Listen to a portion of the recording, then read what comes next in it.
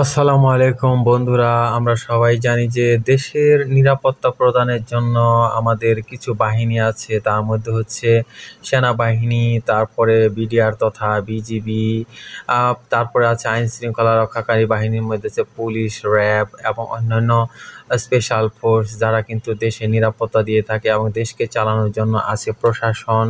এবং সেখানে রয়েছে বিসিএস ক্যাডার, নন বিসিএস কর্মকর্তারা। তারা কিন্তু সচিবালয়ে এবং বিভিন্ন জায়গায় ডিস্ট্রিক্ট পর্যায়ে তারা কিন্তু ছড়িয়ে ছিটিয়ে আসেন। তারা কিন্তু দেশের জন্য কাজ করার জন্যই তারা নিয়োজিত হয়েছেন। বাট দেখা যাচ্ছে যে আজকে এই বিসিএস কর্মকর্তারা এবং যারা মন্ত্রী সচিব হন, তারা কিন্তু দেশের ব্যাপারে দেখা যাচ্ছে অনেক সময় উদাসীন হয়ে যান। এবং আর্মি অফিসাররা কিন্তু যখন ছোটবেলা থাকে, যারা 17, 18, 20 বছর বয়সে কমিশন প্রাপ্ত হয়, তারা কিন্তু অনেক স্বপ্ন আশা নিয়ে সেখানে যায়।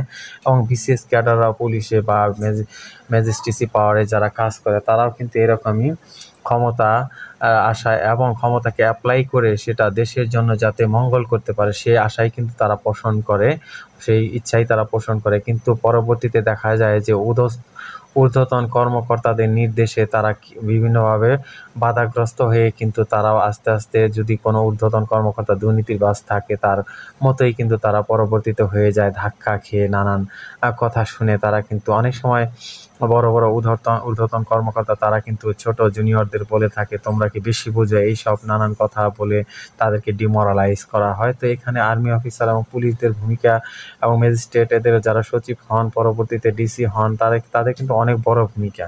তো এই দেখেন, আপনার দেশে কিন্তু খুন, ধর্ষণ এগুলোর পরিমাণ ব্যাপক বেড়ে গেছে এবং সরকারের প্রতি এদের কিন্তু কিছুটা অসহযোগিতা লক্ষ্য করা যাচ্ছে।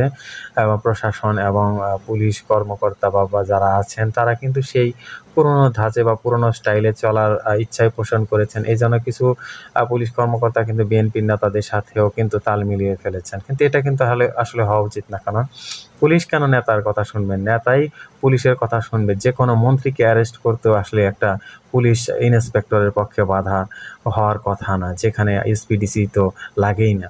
তো পুলিশের এত পাওয়ার, আইনের এত পাওয়ার তাকে দেওয়া হয়েছে, কিন্তু সে মাথা নত করে কিন্তু ওই নেতার পাচাটা গোলামের মতো হয়ে যায়। তো এটা কেন হয় সেটা অবশ্যই দেখতে হবে। যার কারণে কিন্তু খুন ধর্ষণ করেও আজকে খালাস পেয়ে যাচ্ছে, খুন ধর্ষণ হয়ে মারা যাচ্ছে মেয়েরা, হ্যাঁ, শিশুরা।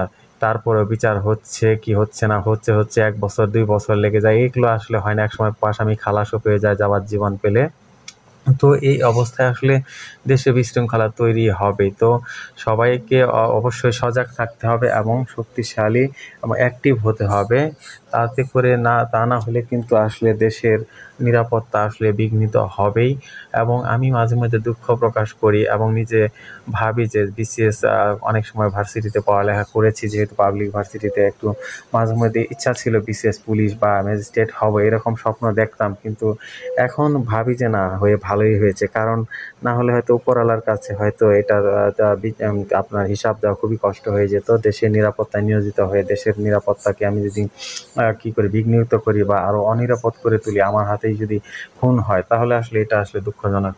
দুঃখ ছাড়া তেমন কিছু, খুবই দুঃখজনক ব্যাপার। তো অবশ্যই বিসিএস ক্যাডার এবং যারা আছেন এবং আর্মি অফিসার যারা আছেন, একসময় আমিও ভাবতাম আর্মি অফিসার, কিন্তু পরবর্তীতে আসলে কিন্তু অনেক কিছু হয় নাই, সাপোর্ট নানান কিছুর অভাবে। তো এটাই বলবো যে মাঝে মাঝে দুঃখ প্রকাশ করি এদের জন্য, যে এত বড় পাওয়ার পেয়েও দেশের নিয়োজিত হয়ে তারা তারপরে কিন্তু আসলে এটা কিন্তু তারা ভালো দায়িত্ব পালন করতেছে না। এবং এজন্য আমার মাঝে মধ্যে মনে হয় যে নিজে থেকে সান্ত্বনা পাই যে না, বিসিএস ক্যাডার হয়নি বা আর্মি অফিসার হয়নি, ভালোই হয়েছে। কারণ ঊর্ধ্বতন কর্মকর্তা বা বড় বড় কোনো উপরে কর্মকর্তা নির্দেশে যদি আমাকে চুপ থাকতে হয়, তাহলে খালি ওই মনে মনে দুঃখ করা ছাড়া কিছু থাকবে না। এটা আসলে তেমন কিছু না। অবশ্যই এর বিরুদ্ধে রিভল্ট করতে হবে, প্রতিরোধ গড়ে তুলতে হবে। তাহলেই কিন্তু আসলে ক্ষমতার সুব্যবহার করা সম্ভব হবে। হ্যাঁ, আসামিরা খালাস পাবে না। নিজের ভাই ভাতিজা যে যাই হোক, এদেরকে অবশ্যই আইনের আওতায় আনতে হবে। তাহলে দেশে আসলে কোনো নেতার ছেলে, কোন পুলিশের ইন্সপেক্টর, ওসি, এসপিডিসির ছেলে, এইসব ভাতিজা, এইসব দেখার টাইম দেওয়া যাবে না। তাহলে হয়তো দেশের উন্নতি বা দেশের সার্বিক পরিস্থিতি, নিরাপত্তা পরিস্থিতি উন্নতি হতে পারে। আদারওয়াইজ কিন্তু আসলে এইভাবে চলতে থাকবে এবং দেশ একসময় কি আস্থাহীন হয়ে যাবে। জনগণ পুলিশ বা ম্যাজিস্ট্রেট বা আর্মি এদের উপর কিন্তু আস্থা হারিয়ে ফেলবে। তো আমরা চাইবো যে যারা কষ্ট করে অফিসার হয়েছেন তারা অবশ্যই আল্লাহর উপর ভরসা করে তাদের দায়িত্ব পালন করবেন সঠিকভাবে, তাহলেই দেশে মানে শান্তি সমৃদ্ধি বিরাজ করবে। সবাইকে ধন্যবাদ।